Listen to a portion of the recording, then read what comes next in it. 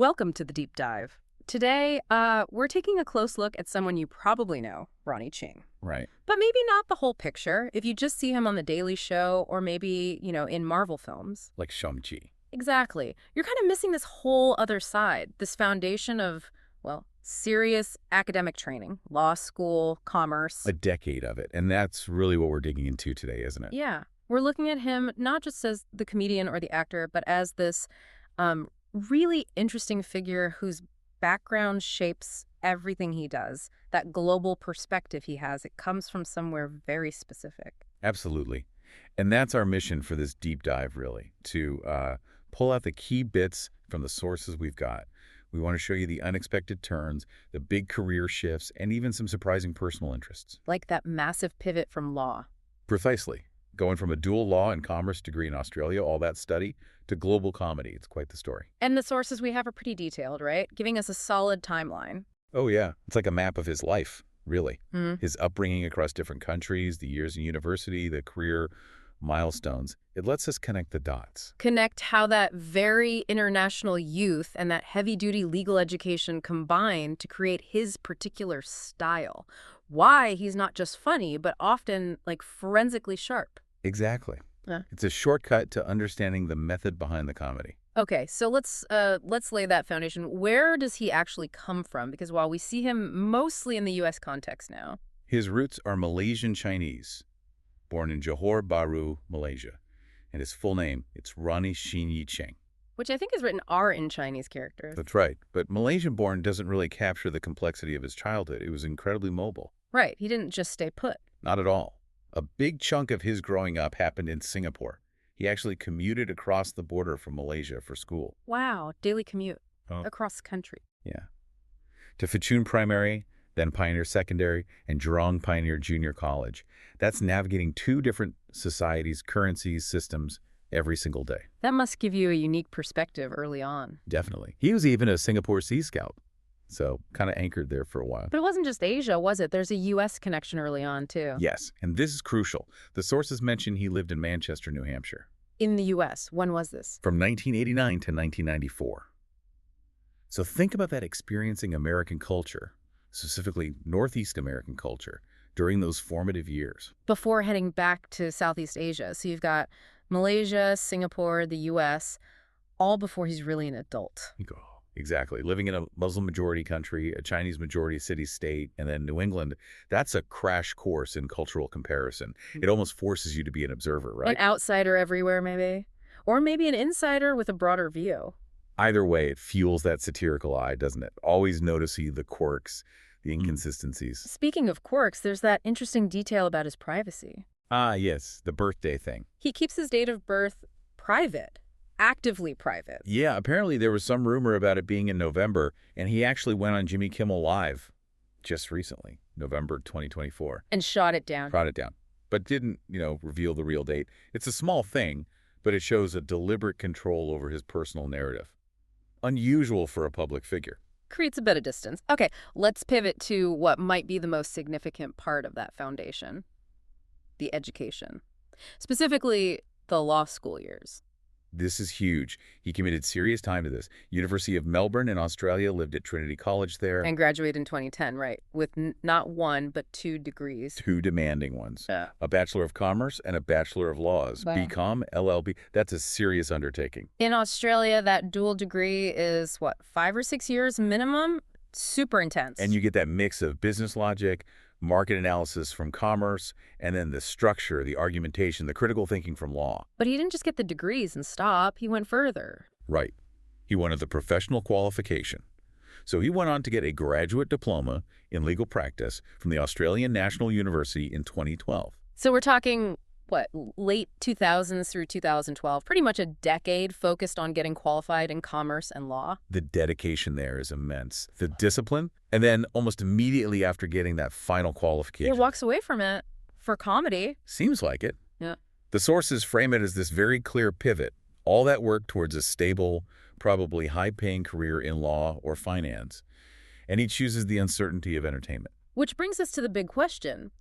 What did all that legal training actually do for his comedy?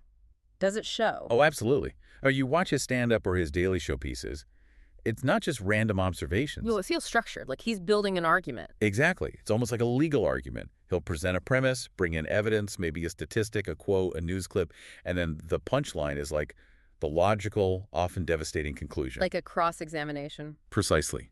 He's trained to spot the logical flaws, the weak points in an argument, and he just dismantles them.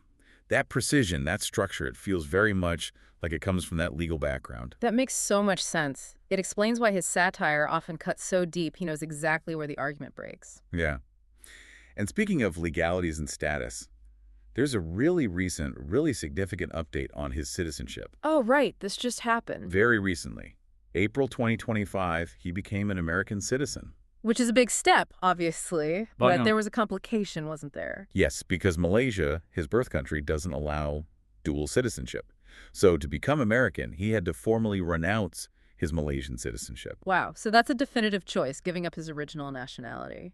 It really finalizes his identity as, I guess, an American-based global figure now. And there's a real irony there, isn't there? How so? Well, he spent that whole crucial decade in Australia University, launching his career, winning awards, but he never actually got citizenship or even permanent residency there. Huh.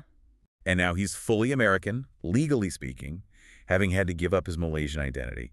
That whole theme of being the international student, the person who doesn't quite belong permanently, it runs right through his life and his work. Okay, so he's got this decade of intense legal and commerce study under his belt. You'd think maybe a slow transition into a new field. Not really, no. Yeah. It seems like he applied that same focus directly to comedy. He didn't just dabble. He launched himself onto the Australian scene pretty much immediately after finishing his legal practice diploma in 2012. And found success quickly. Incredibly quickly, like almost straight away. In 2012, his first major show, The Ron Way, won Best Newcomer at the Melbourne International Comedy Festival. We won it. Right. Yeah, co-won with Matt O'Kine. But still, winning that award right out of the gate is huge. It puts you on the map instantly. Tells the industry you're serious, and it wasn't a one-off. Not at all. He basically dominated the Australian Comedy Festival circuit for the next few years, just kept racking up nominations and wins. Like what else? Well, 2014 was big.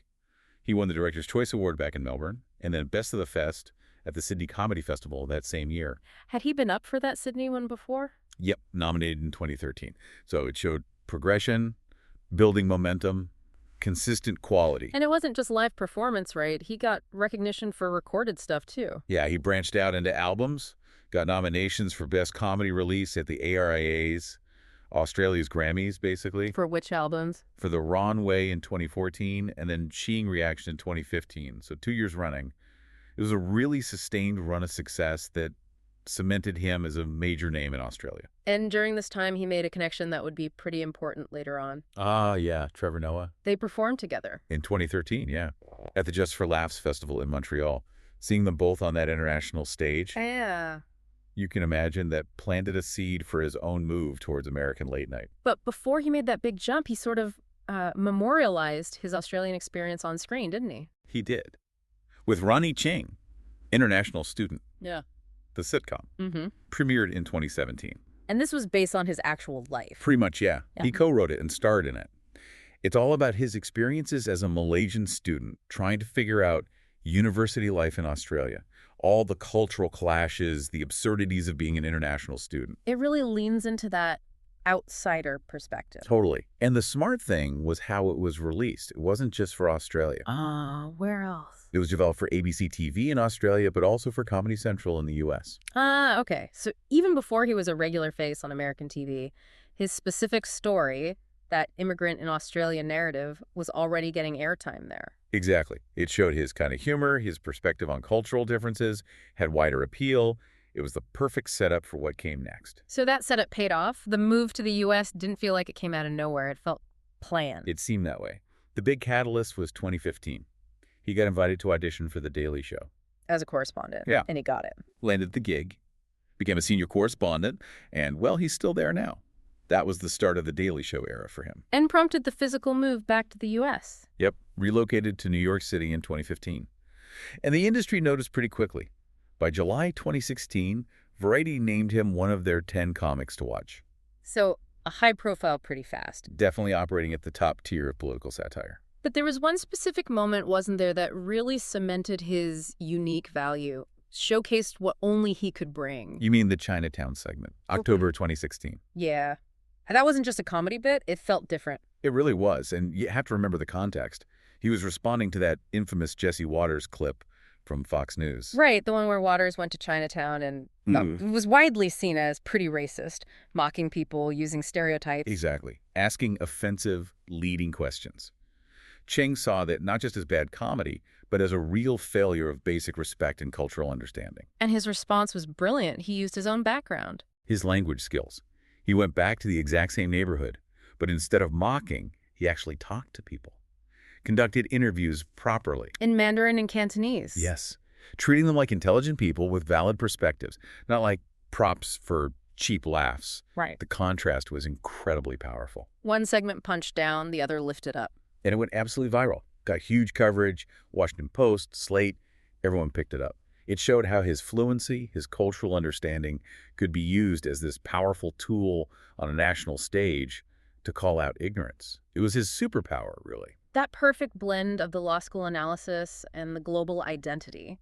But satire, especially identity-based satire, it's tricky territory, isn't it? Extremely tricky. And even someone as skilled as Chieng can sometimes hit a nerve, maybe unintentionally. We should probably talk about the Rishi Sunak controversy. Right. October 2022, when Sunak became the UK's first prime minister of Asian descent. And Chieng made a comment on The Daily Show about it that caused quite a stir. We should probably get the quote right. Okay, what was it exactly? He said, "I know everyone is excited that this is the first Asian prime minister, but let's be clear. Indians are not Asians. Okay? They're still people, great people, just not Asian people." Oof. And the reaction? Immediate and strong. A lot of criticism online, especially from people of Indian descent and others who use the broader geographical definition of Asian, which definitely includes South Asia. They felt excluded by the comment. Right. The argument was that he was essentially gatekeeping the term Asian, narrowing it down to maybe just East Asians, which is a common, though often contested usage in some contexts, like the U.S. or Australia sometimes. Whereas geographically, India is absolutely part of Asia. Undeniably. Yeah. So the comment hit that fault line, the difference between geographical Asia and the cultural or racial shorthand often used in the West, which tends to focus on East and Southeast Asians. Now, was he being serious, or was it satire about that very distinction? That's the complexity. His defenders would say he was satirizing that narrow definition, highlighting the absurdity of these internal cultural divisions. But for many listeners, especially in the rapid-fire world of social media, it just landed as exclusionary. No. Or maybe arrogant. Exactly. The nuance got lost. Yeah. So you have this duality, right? Huge praise for the Chinatown segment, where he used his identity to unify and correct misinformation.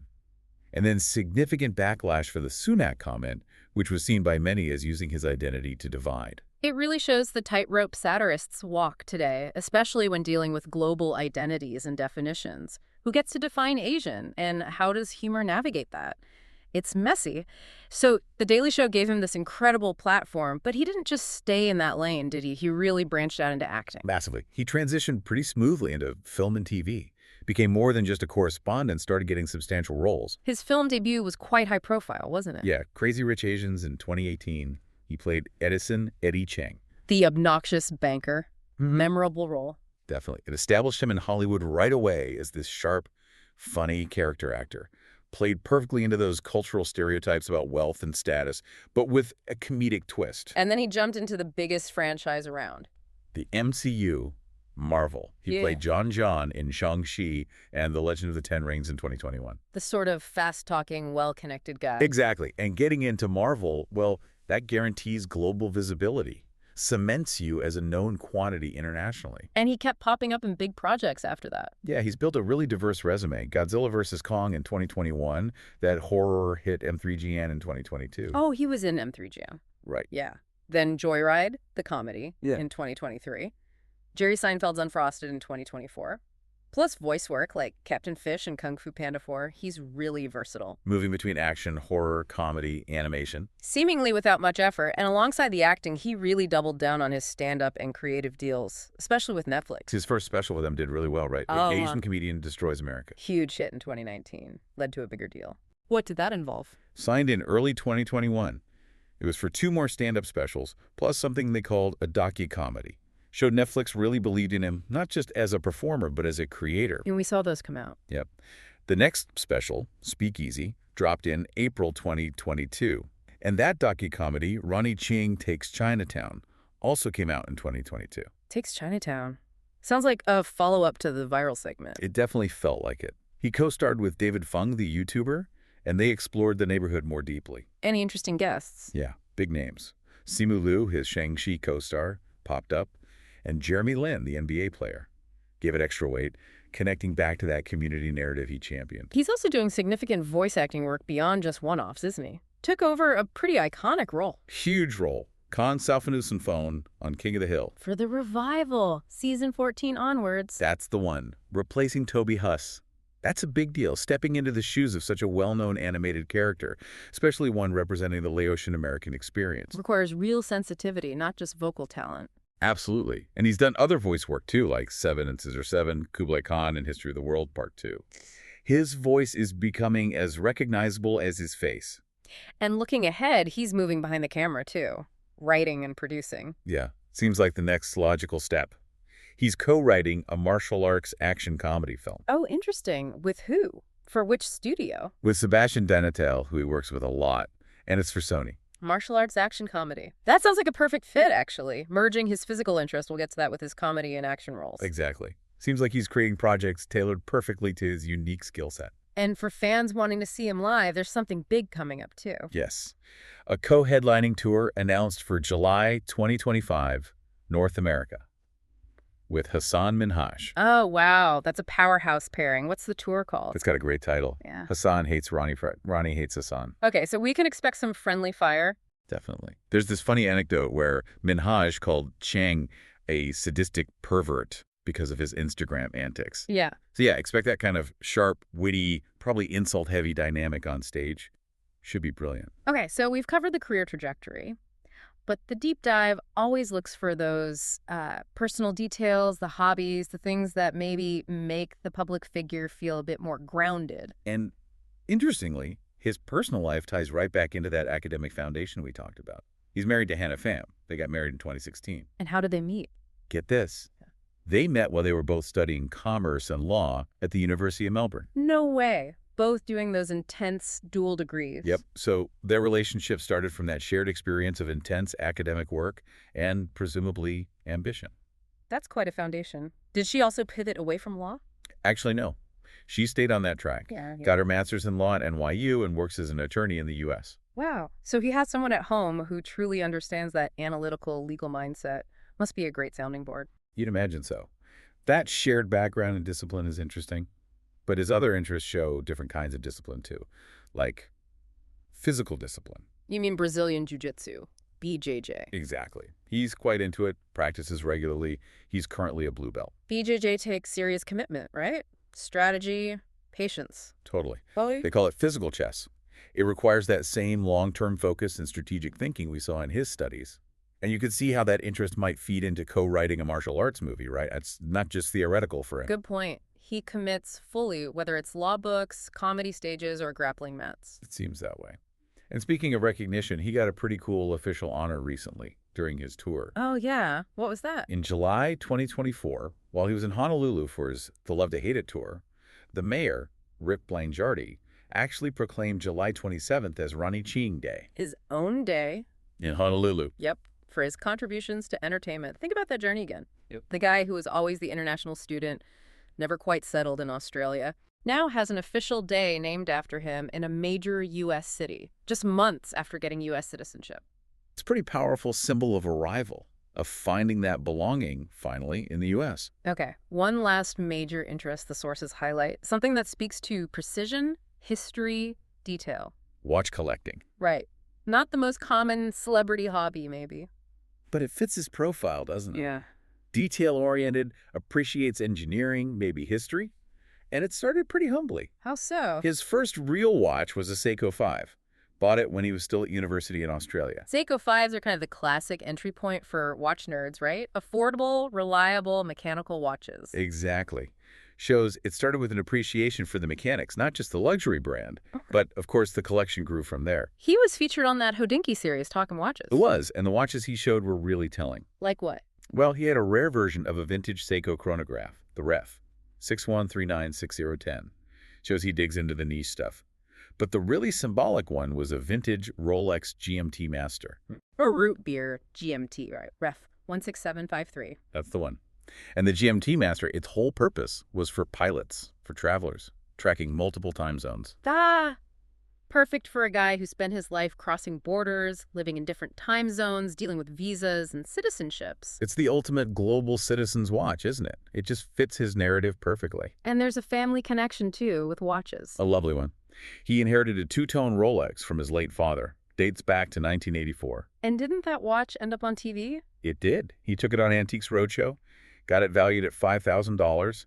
A great little story connecting family history, his collecting passion, and even his public life. Hashtag tag outro. So wrapping this up, what's the big picture on Ronny Chieng? We've seen this incredible path, haven't we? From Malaysia, Singapore, the U.S., then that decade of intense study in Melbourne law and commerce, only to, well, chuck it all for comedy. Yeah, and now he's this globally known figure. Daily Show, Marvel, Netflix specials. But the key takeaway isn't just the success, it's how that background informs it all. That non-linear path, it wasn't accidental. Not at all. It feels strategic. And that core characteristic is, I think, adaptation built on rigor. He spent all that time in Australia, got those powerful analytical tools, but never really settled there permanently. Became a huge success there, but remained legally an outsider. Exactly. And then he moves to the U.S., finally gets citizenship, sacrificing his Malaysian one, gets his own day in Honolulu. It's this constant movement, this constant adaptation that gives him that sharp, critical perspective. And the law background isn't just trivia. No way. It's the engine. It makes his critiques structured, logical, informed. It elevates the satire beyond just making fun of things. It's analytical. Which leads us to a final thought for you, the listener, to chew on. We know about his deep legal training, his eye for detail, that structured way of thinking. How might that continue to shape his work? Especially now as he's moving more into writing and producing, like that martial arts action comedy for Sony he's co-writing. Right. Are we going to see that lawyerly, critical thinking merge even more directly with mainstream genres, action, comedy, but maybe with a deeper, more structured underpinning? It makes you think, doesn't it? How skills from one area of your life can unexpectedly supercharge another. Yeah. Maybe the lesson here is that no training is ever really wasted. That dedication to learning something deeply, whether it's law or BJJ or comedy. Exactly. Those foundational skills, that commitment, can combine in ways you might never predict. It's the rigor itself that matters, maybe more than the specific field you end up in.